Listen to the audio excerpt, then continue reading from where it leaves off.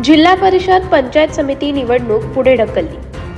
उपमुख्यमंत्री अजित पवार यांच्या निधनामुळे राज्यात 3 दिवसांचा रुखवटा जाहीर करण्यात आला असल्यामुळे जिल्हा परिषद आणि पंचायत समित्यांच्या निवडणूक तारखांमध्ये बदल करण्यात आला आहे। 5 फेब्रुवारी ऐवजी 7 फेब्रुवारीला मतदान, तर 7 फेब्रुवारी ऐवजी 9 फेब्रुवारीला मतमोजणी होणार आहे।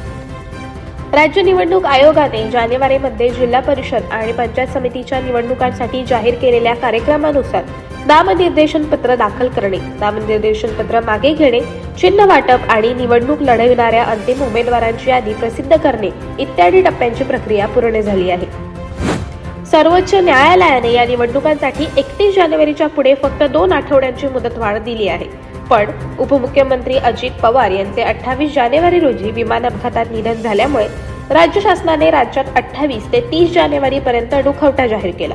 या कालावधीचा विचार करून जिल्हा परिषद व पंचायत समित्यांच्या निवडणुकांच्या कार्यक्रमातील उर्वरित टप्प्यांमध्ये बदल करण्यात आले आहेत। त्यानुसार संबंधित जिल्हाधिकारी सुधारित निवडणूक कार्यक्रमाची सूचना 31 जानेवारी रोजी प्रसिद्ध करतील अशी माहिती जारी करण्यात आली आहे। अशाच अनेक घटना आणि बातम्या जाणून घेण्यासाठी सबस्क्राईब करा आमचे YouTube चॅनल केव्ही न्यूज आणि इन्स्टा पेज कृषीवल न्यूजला फॉलो करा।